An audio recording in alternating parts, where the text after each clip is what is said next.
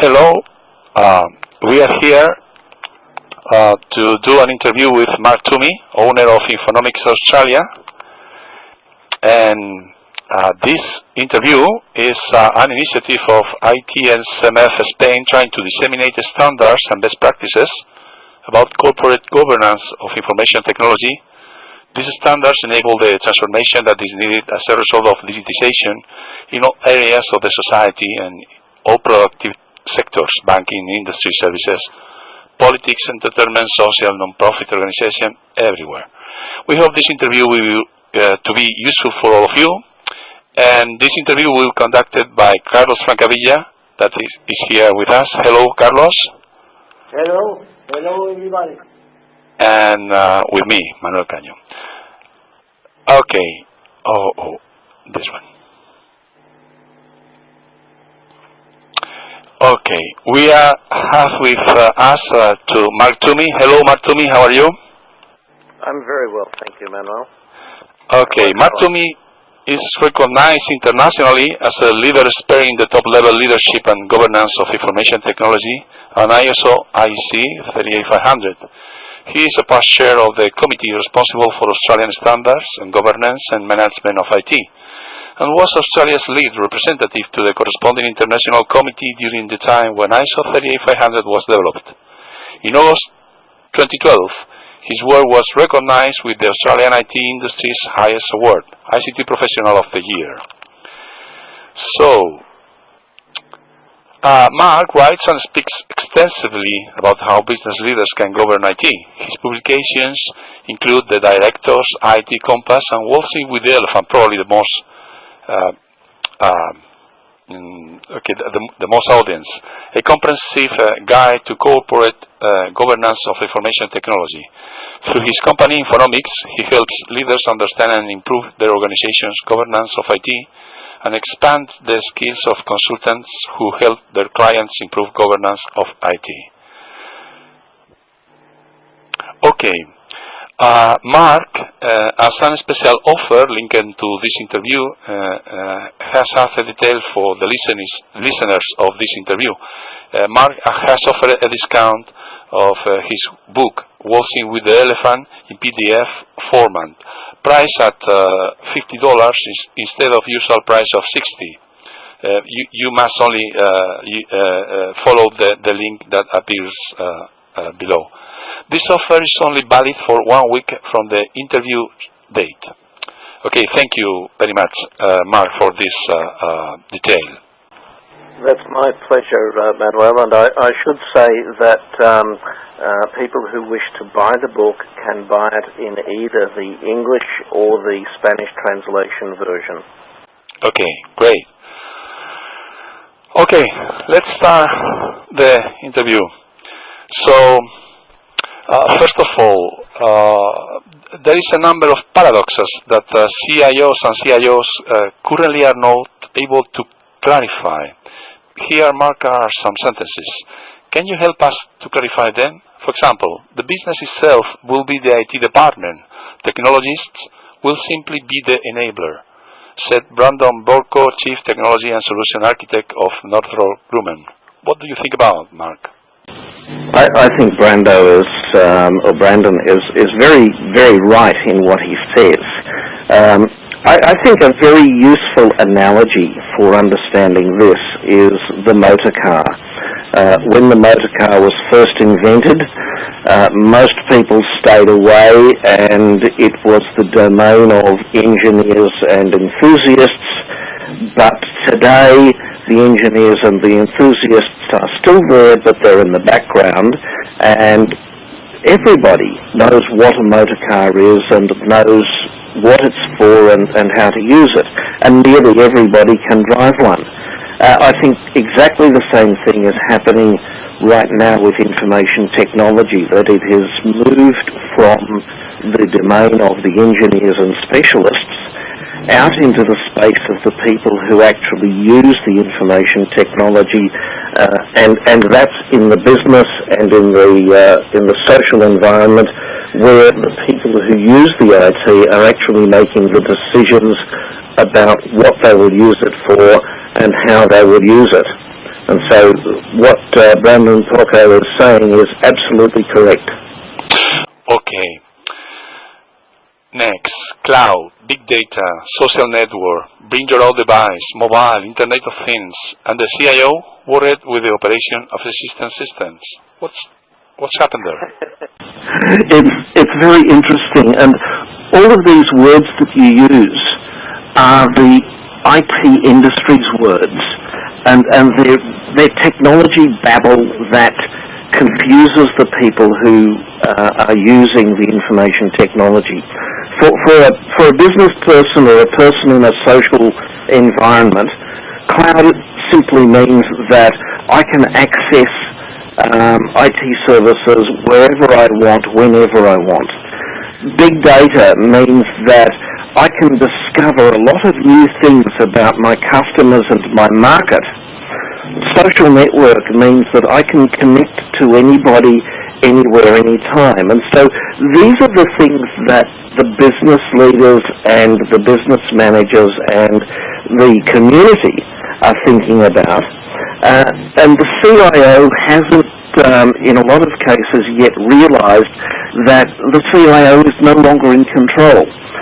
What the CIO needs to do is understand the business and user perspective on all of these new technologies, and at the same time put in place the means of making sure that while they are being well used, the underlying systems that are still essential are still working correctly. So the CIO does have a role to play still in the operation of existing systems, but that is only a part of the question, and the CIO has to deal with a great deal more now.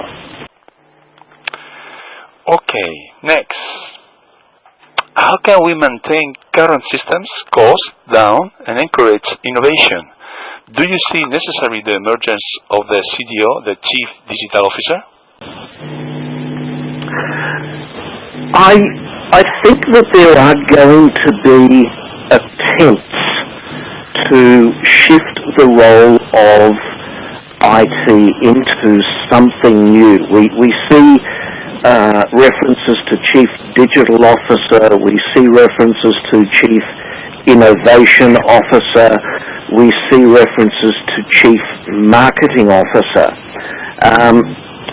I think they are all going to be transitionary roles, because the reality is that most of the decisions that have to be made about IT are whole of business decisions, and they are going to need to be made by people in their normal management roles. If we think about human resources in the same way, we have heads of human resources in most medium and large companies. And the head of human resources doesn't actually do any of the work assignments for people or any of the performance evaluations. What the head of human resources does is make sure that everybody has a work assignment and that everybody gets their performance appraisal at the right time.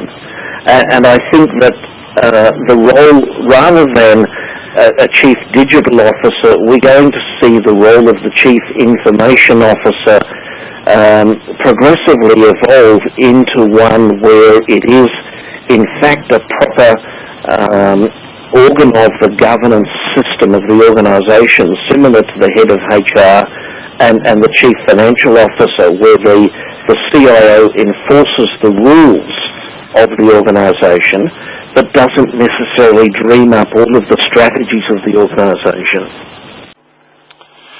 All right. Okay, another paradox. Only in Europe, we have 950,000 people with IT skills are needed in the next 5 years. But every year, universities are seeing how the number of students is falling. What's happened there? Well, unfortunately, the same thing is happening in Australia, and some of the universities have actually closed down their IT courses. It's quite astonishing because I think we all understand that information technology is fundamental to our future, but somehow the message is going out to young people that they won't have a valuable career in the IT space. I think that there's a number of factors that are driving that, certainly in Australia, and I have heard it from young people myself, that the prevalence of outsourcing means that if you start a career in IT, you're going to lose your job as you become more experienced and therefore more expensive. And so why would anybody want to start a job that is going to have no future? That on its own is a wake-up call for business leaders to say that you need to recognise that capable IT people are an essential part of the future, and you need to give young people the message that they actually will be needed and they will be valued. I think a second element that contributes here is that very often the picture that is painted of a career in IT is one of very deep technical specialisation. That's a silly picture these days, because really everybody who takes a job in business is going to need IT skills, and some of them will need skills, for example, in doing graphic arts. Some of them will need skills in using particular software tools to design and develop business. Mm-hmm. The range of IT skills that will be needed is in fact exploding, and we're not seeing universities offering the full range of skills that they need. I think that a lot of university curriculum is designed by people who are still living in the world of the 1970s, 80s and 90s, rather than people who live in the first half of the 21st century. Mm-hmm. Okay, now we are going to, this is some paradoxes, we are going to start with the questions. Okay, first question. Over these years, and with the use of ISO 38500, have we improved present and future use of information technology by organizations? Or do you think that we still are feeding the statistics of Standish Group chaos report about failed IT projects? Where we are? The timing of this question is just perfect. I received just on Friday of last week a report prepared for the Australian government entitled A Review of Project Governance Effectiveness in Australia. And this report says that on average 48% of projects fail to meet their baseline time, cost and quality objectives. Now that's exactly the same base for measure that Standish use, and Standish have been finding that roughly 50% of projects have failed on those measures for the last 20 odd years. So it would appear on the surface of this that we haven't actually improved a great deal at all. In fact, the report goes on to say that only a 10% improvement has been achieved in the last 20 years. So I think that we have presented in ISO 38500 some very useful guidance for organisations, but we're not seeing any significant improvement in performance. And if we dig underneath that, the reason that we're not improving the performance is that the problem that causes IT to go wrong is in fact poor governance. But all of the effort that goes to fixing IT goes to the next level down of the management and implementation and operational techniques. And all of the studies that I have done have shown that, and the report that I'm referring to also shows that the cause of failure is almost always a governance cause rather than a management cause. And it's very interesting to look at what is happening in South Africa right now. The South African government has just adopted a new approach to governance and management of IT.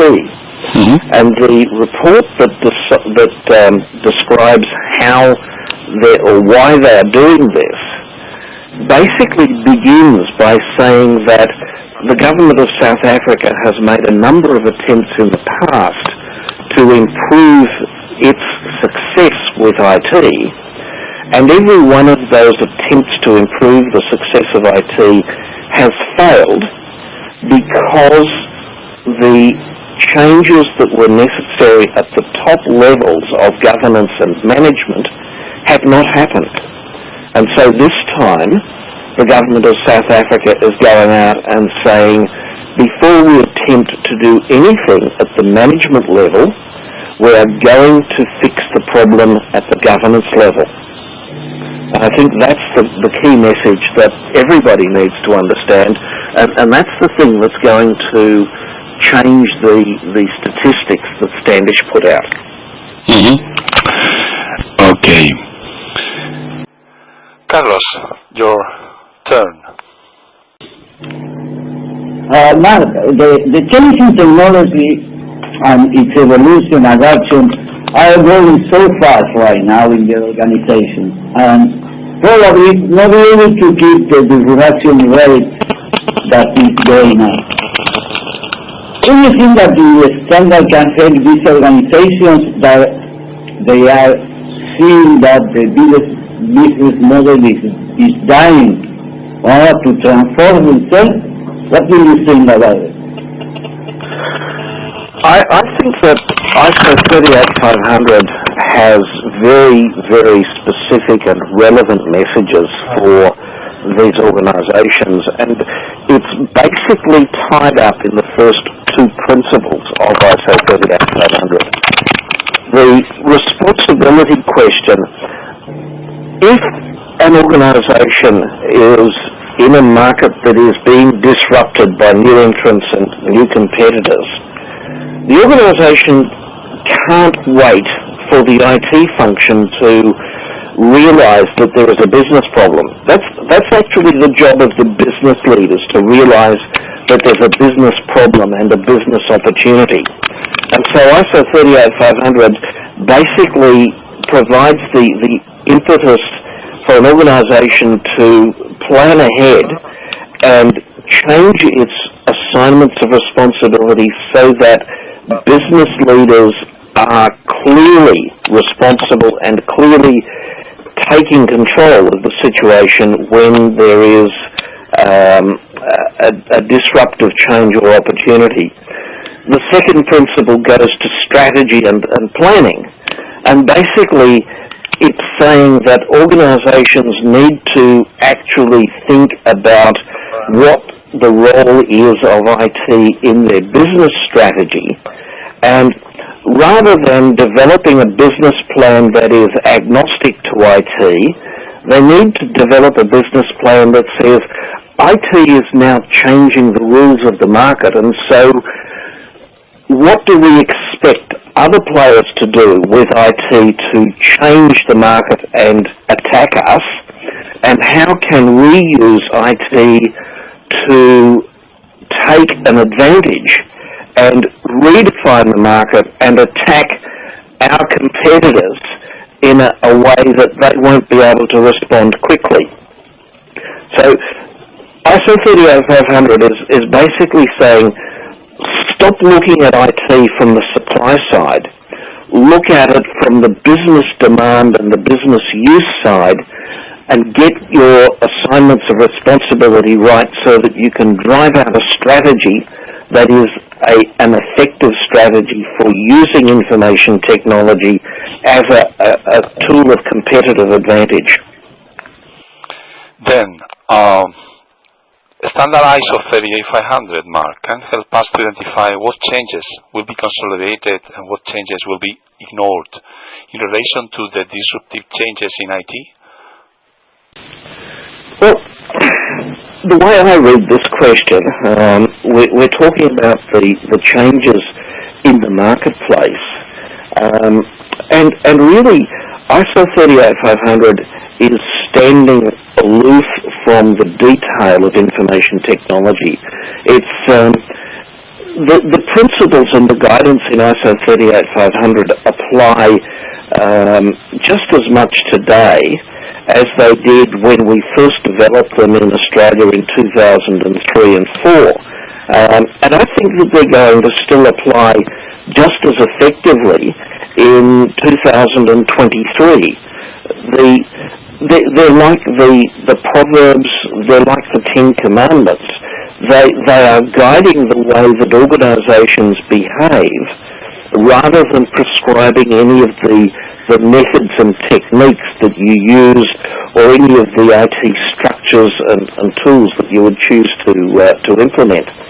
So I think that ISO 38500 is actually very stable and therefore extremely useful because an organisation can adopt ISO 38500 as a guiding light for how to make decisions about IT in confidence that it's not going to change dramatically. There is in fact a review underway at the moment of ISO 38500 that in a year or so may lead to a minor revision being published. But I know that the team working on that is very much focused on very fine tuning and refinement and clarification rather than any change in the basic message that goes out with the standard. Okay. Carlos, go ahead. Now, today entrepreneurs are in all the newspapers. Do you think that the standard can help the startup because they have a very big IT component in the enterprise? Yeah, I do. In fact, I think that a lot of the startups are unconsciously doing what ISO 38500 would want us to do. What we see in a startup is leaders who have a very clear understanding of what their role is to lead the organisation. We see strategy that is very much established with a clear understanding of what information technology is all about. And we see the other four principles in ISO 38500 actually being lived out. And I think it's really, really interesting that we can look at startups and the behaviour of entrepreneurs and see that they are subconsciously doing exactly what the standard says that they should do. And yet it seems to be so difficult for long-established organisations to actually adopt the same behaviours. Then, for startups and freelancers, do you think that, for example, the IKEA concept and its furniture do-it-yourself management can be applied in the near future to IT? We can see, you take the furniture from IKEA, you take from the store, you get to your home, and you build your own furniture. Do you think that the IT can do more or less the same? I think that it's happening now. I don't think it's a near future thing. I think it's a current day thing. And I think that it's happening in exactly the model that IKEA would suggest, and that is that it's the people at the coalface, the people who use the IT, who are actually doing it themselves to build the IT capability that they need. And the reason that I say that is because there is so much that is now available on the web with software as a service and so on, that if somebody wants to set up a mailing list and send out a news bulletin, for example, to all of that department's customers, they can just log onto the web and put a credit card number in and get access off MailChimp or Constant Contact or any one of a dozen other providers. And they are doing it themselves. And the message here for the IT department is that they've lost control. And they are never, ever going to get that control back. So the IT function and the whole organisation needs to reset its thinking on who makes decisions about IT and how they make decisions about IT. And for example, the IT function, instead of trying to control everything and make all of the decisions itself, needs to help the people who are now making the decisions to make good decisions. And that's about educating them and informing them and guiding them and helping them and being there as part of their journey. So I think that the IKEA concept for do-it-yourself information technology is actually a reality today. Yeah, you mean learning instead of controlling? Sorry, instead of learning, helping instead of controlling? Helping and supporting and assisting and guiding are the sorts of words that need to become the normal words for IT rather than the controlling notion that we've had in the past. Okay, great. Carlos, go ahead, please. Well, do you think that the standard can help any CEO that has in mind the standard to run the organization and operate the business? Is this right? This is a good hypothesis. Yeah, this is a situation that I've had experience with a number of my customers. Often the discussion, and I have this even in the last couple of days. I mentioned to somebody that I meet who's, in this case, it was a director of a company who was just standing in as the managing director on a temporary basis. And I met this gentleman on an aeroplane flying home from Canberra last week. And I said to him that I specialize in governance of IT. And he said, well, I don't know anything about IT. I've got the technology department to look after all of that for me. And I said, there, of course, is the problem that everybody encounters, because the executives and the directors just basically turn away whenever they're confronted by IT.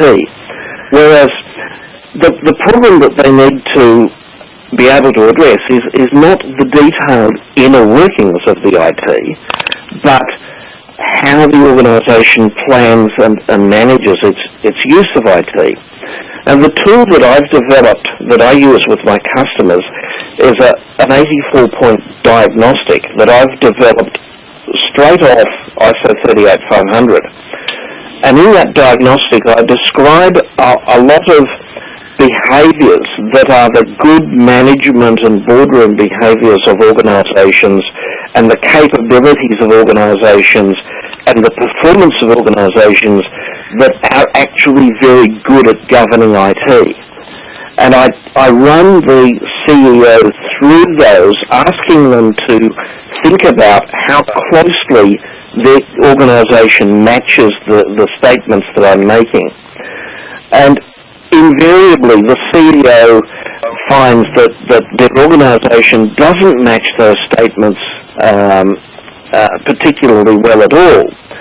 But while we're doing that, the CEO is also being exposed to a new way of thinking about IT, where they are understanding that directing and controlling IT has nothing to do with the decisions about what database manager or what CPU or how much memory. They're decisions about how the organisation will actually operate itself and make its decisions and build its capability to compete in the 21st century. So a CEO can use this tool to first become familiar with really the messages that are in the standard and what good governance of IT is all about. And then the CEO can use the same tool to go to the rest of the organisation and find out where everybody else is in their thinking about IT, and that gives a baseline, a start point for working out how to then improve the business control of IT. Okay. Manuel, we have two questions, and I think that we are running out of time. Do you prefer to ask the question of the audience to Mark, or going ahead with the interview? Up to you, Manuel.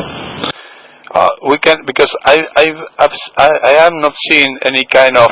If the audience can give us any questions, please give us in the, in the questions. Let's check. Yeah. Okay. I see two questions. Yeah. Some time ago, I posted the following question to Professor Van Grenberger. What are MBA students taught about all this? Are we preaching to the choir? That's a wonderful question. I think everybody needs to go to UPM, where Jose Carrillo is teaching ISO 38500 to his MBA students.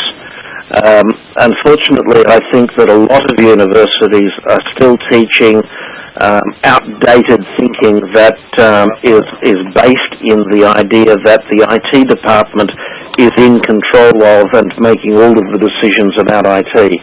I think that this is going to change, but I think that we're only seeing the leading thinkers in universities making that change at the moment, and it's going to be another perhaps 2 to 5 years before the mainstream universities actually wake up to the change.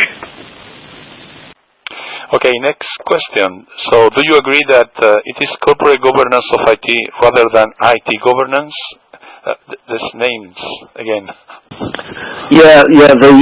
The terminology is a real challenge, and I would like to think that we can actually find a new way of discussing the decision-making frameworks around IT. I don't have an answer to that problem yet, but certainly what I think is imperative is that we understand that the directing and controlling of IT is now a business leadership responsibility rather than something that just lives on inside the IT department. And we also need to be very clear that governance of IT is in fact about policy and strategy and responsibility, not about the detailed management activities, which are what some parts of the IT industry tend to call IT governance. No, previous one. Okay, IT apparently is lowering prices, but this is becoming more and more necessary. What is the evolution that you think it may have from now? IT will be competitive and expensive. IT will remain as a commodity and affordable for all, and will not represent any competitive advantage, or IT will be a mix of commodity for trivial uses of technology and a tool for competitiveness through innovation in products, service, and management. I think that the mix is inevitable. I think that there will continue to be a lot more of the routine IT that becomes very much the commodity, and we see that today with tablets and mobile phones and PCs and so on.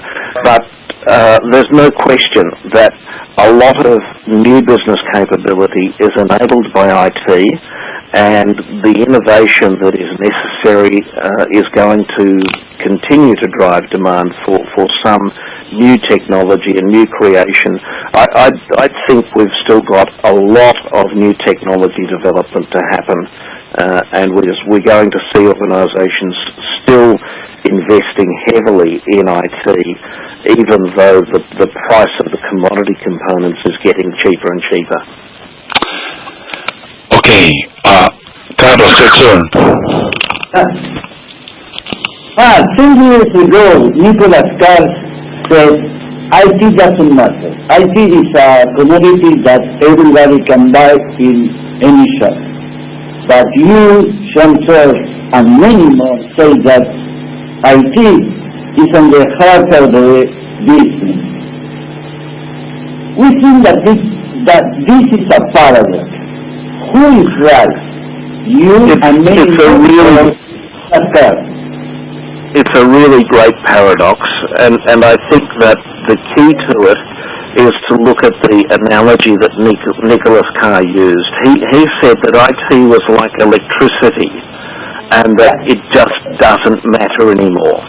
Now, if we think about electricity, and we say that electricity doesn't matter, and we stop inventing around the electricity space, then we wouldn't have most of the technologies that we have today, because electricity became a commodity many, many years ago, but we continue to develop things that use electricity. So if we think about IT as the physical goods, the equipment, yeah, it's a commodity and it doesn't matter. But if we think about IT as the things that we do in business that exploit those physical technologies, that's not a commodity. That's the product of business vision and innovation and dreaming, and that is still incredibly important. So we no longer need to worry about how do we create the technology, but we do need to worry about what do we do with the technology. Mm-hmm. Next question, Mark. We are a little bit running out of time, so I'm going to ask you, Mark, please short the answers. Please, Mark, tell us in a few short sentences what should be the cycle of adoption of the ISO 38500 standard in a normal organization, if such a thing exists. Okay, in a normal business. That's actually very easy. The first thing is for the senior executive management to understand what the standard is saying, and for the board to understand the same thing. The next step is to measure how well the organisation currently performs, and then on the back of the measurement to begin a program of change, and out of that program of change I would expect to see an organisation have an overarching charter for governance of IT and 6 policies for governance of IT that align to the principles in ISO 38500. And then I would expect the organisation to fine-tune its management systems so that they conform to that charter for governance and to those policies. And it's as simple as that. Thank you very much for the clear and short answer. Let's go ahead, Carlos. Yeah. Whether we are in a collapsing world, physical products are going every day digitalized. Do you think that the board of a company can do this job without any IT skill in the room? I think the boards that don't have some understanding of IT are now at risk, very, very seriously at risk. I think that as a short-term measure, boards should bring somebody in who has a good understanding of IT from a business leadership and governance perspective. And I think that boards should invest in developing their own skills so that they can understand IT more broadly in the boardroom. Again, not from a technical detail perspective, but from the perspective of how you use technology effectively to create and maintain business advantage and business performance. People and technology solutions increasingly are in rapid change in their tastes and behaviors, causing market leaders from now disappear from the minds of consumers in a period of 3 years, more or less. On the other hand, standards and frameworks have a maturity period of not less than 3-4 years. Don't you think that the good practices world and rules have very few reaction capacity against the social and economical changes? I think this is something that we touched on before when we said that ISO 38500 in particular stands high up with principles and broad guidance that really is immune to the impact of change at the detail level. And I think that if we see that same philosophy adopted by more standards, then they're going to remain quite relevant as the market changes underneath them. Mm-hmm. Okay, last one for you, Carlos. Yeah. Strategic planning was thinking always in about 5 years, but right now we have almost immediately planning horizon. Can we make planning in IT for 3 or more years right now? The answer to that is yes, we can, and no, we cannot. The reason that I say both is that IT should be working to a vision of the future which is highly adaptable to the changes that are going on around the organization. The old idea was that we stepped IT forward in 5-year chunks. We had a vision for 5 years and we didn't change from it, even though the world changed around us.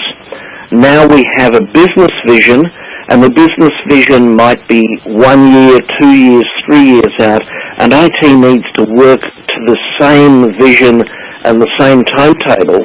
And if the business is adapting and changing dynamically, then the IT needs to change just as dynamically. And the big challenge in here, I think, is not so much for the IT function to learn new behavior, but for the business leadership to understand that there are different rules for engagement and different rules for funding of IT that is highly flexible compared to IT that operates on very fixed plans. Okay, Mark, thank you very much for your replies and your willingness to do this interview. We are. One last question, please. When are you going back to Buenos Aires or going back to Madrid? Are you planning? Both of those opportunities just need a business plan, don't they? And the good news is that the Australian dollar is reducing in value right now. Okay. So perhaps the opportunity is emerging for us to make the business case that means we can do it. Anyhow, Mark, thank you very much for your time. Thank you very much for your knowledge and to share with us. And it's been a pleasure. Do we have any more questions from the audience? No, I haven't any more questions. We have only 2, and that's you have replied both. Again, thank you very much, and we hope to see you soon over here, or we can go to Australia. Probably, as the unemployment is in Spain, probably we are going to go to Australia to work. Yes. Well, I wish that I could wave a magic wand for that problem. Okay. See you soon, Mark. See you, Carlos. Bye. Thank you, Mark, and thank you, Carlos. Bye-bye. Bye-bye.